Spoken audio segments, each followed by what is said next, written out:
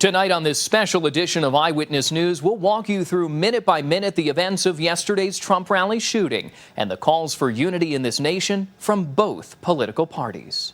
Yeah, the key word here is resiliency. We're back out here live at the Cherry River. And so some of the residents saying they came together, they were able to get bottled water to each other because that's what they had to do here, being just days away with very little water supply in the middle of a drought.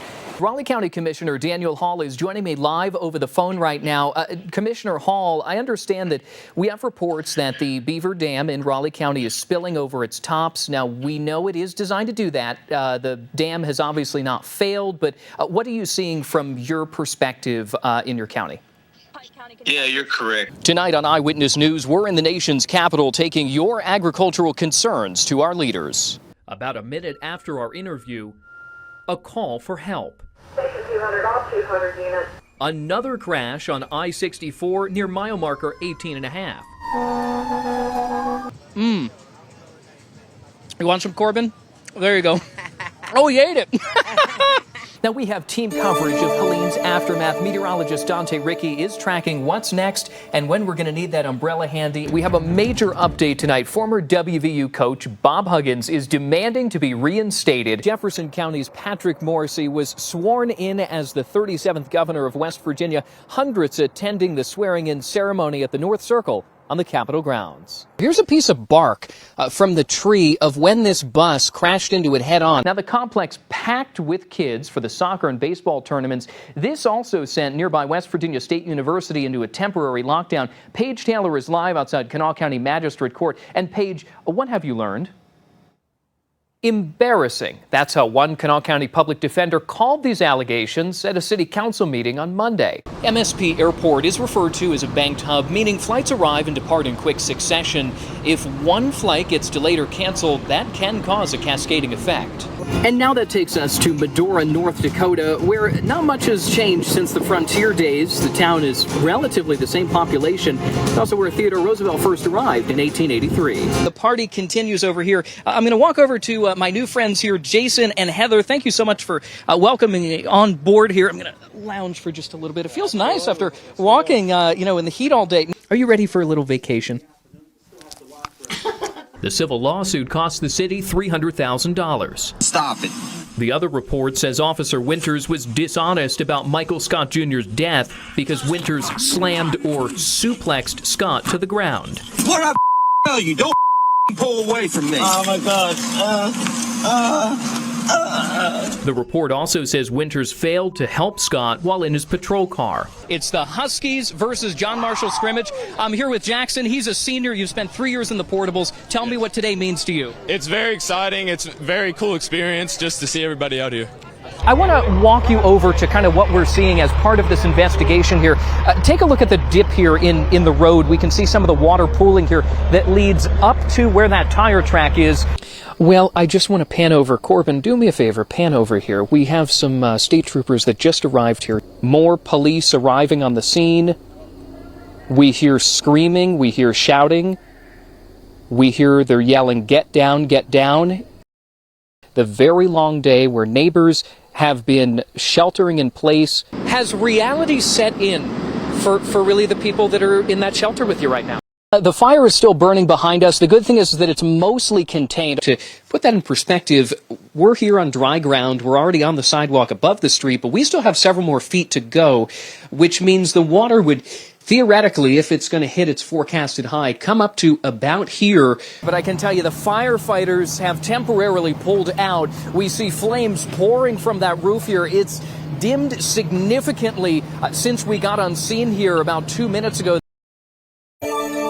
It's a story we've been following for weeks. West Virginia's agriculture and its producers impacted by one of the worst droughts in 25 years. Tonight, we're traveling through the fields and to our state's leaders who are advocating for farmers and ranchers.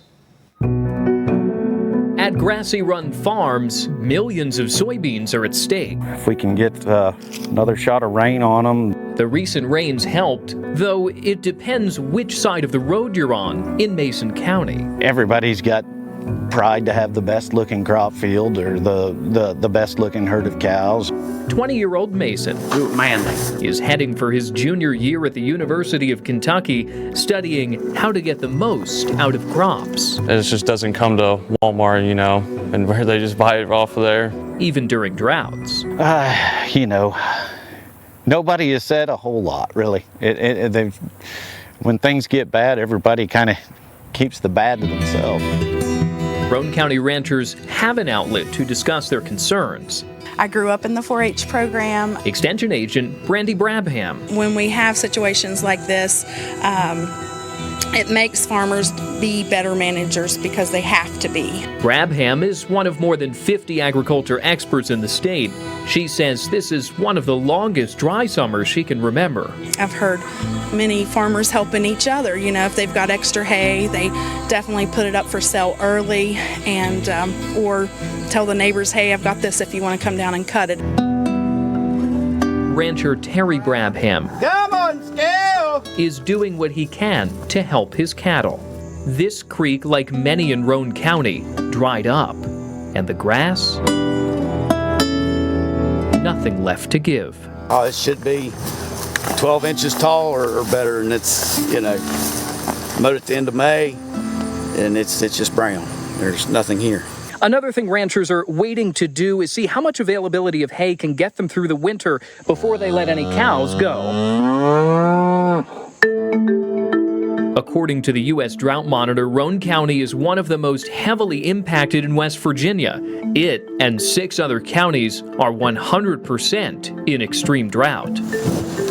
This June and July, only 5.67 inches fell on average across the state, the 5th driest on record according to NOAA. At harvest time, this is expected to have an impact. The latest USDA data shows average farm sizes in West Virginia are 156 acres.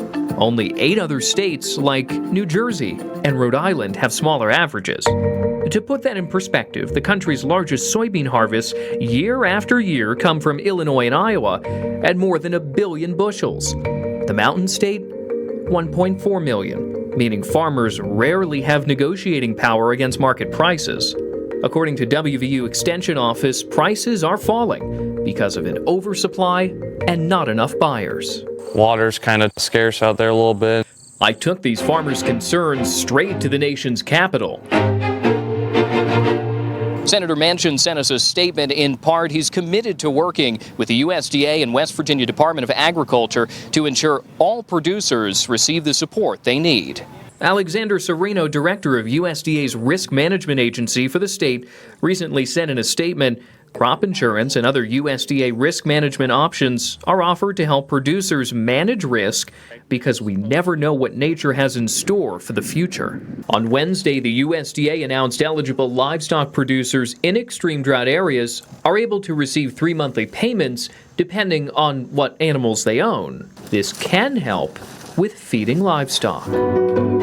Back at Grassy Run Farms, It affects them where they don't, they're always hot and you got to make sure they're cooled off. only time will tell when the land heals itself. Friday afternoon, Governor Jim Justice extended a state of emergency due to dangerous drought conditions. Well, the proclamation remains in effect for another 30 days unless Justice allows it to expire. Though some showers are expected next week, forecasters say it'll likely have a minimal improvement on this drought, so it's a story we'll continue to follow. In early 2021, the PSC staff opened an investigation into whether Lincoln PSD was a distressed or failing utility. By the fall of that year, the commission concluded that Lincoln PSD is distressed but not failing and recommended the utility board prepare a corrective action plan. However, by 2023, Lincoln PSD was ordered before the commission for, quote, blatant disregard of PSC orders. According to a PSC spokesperson, if the commission had declared Lincoln PSD a failing utility, that designation would have allowed it to be taken over by another utility.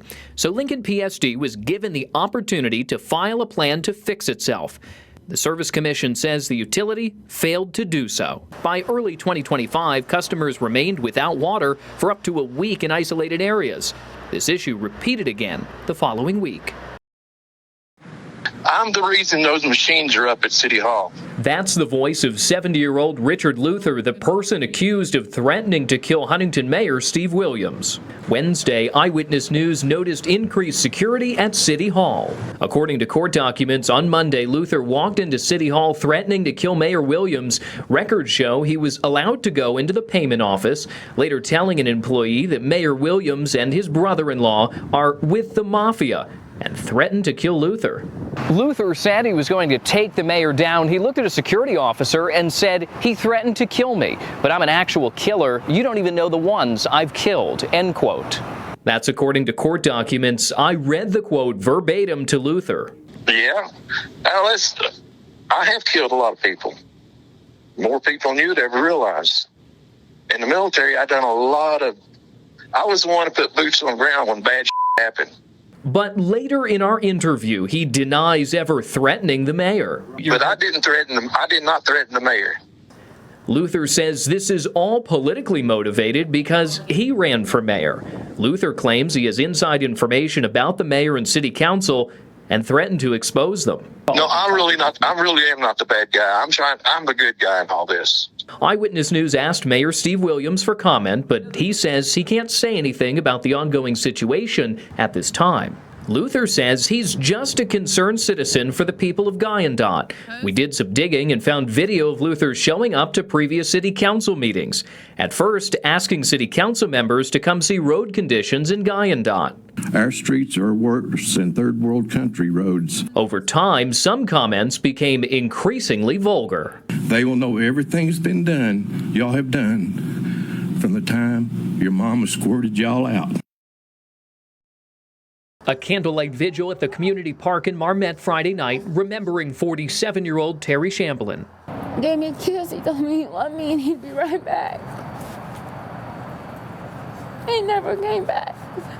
Friends and family of Terry Shamblin say he was found badly beaten, bruised, and dead under that bridge near the interstate in Marmet. Police are not calling it a homicide investigation yet, but family wants answers. According to the family, it's been 1 week since Shamblin was found dead. We took our questions to the Marmet Police Department and Captain Paris Workman. He wouldn't confirm if Shamblin's death is considered suspicious, but adds 3 members of the force are looking into the case. Why Kanawha County Sheriffs hadn't been called or state police yet? Do you feel you're not far enough along in this investigation to do that? Right. I mean, we went to the same school they did, and they're great people, and they have a lot more equipment, type things. The captain told me there's surveillance video, but wouldn't say from where, and that other investigators did take fingerprints. We had a lot of experience here trying to put everything back together.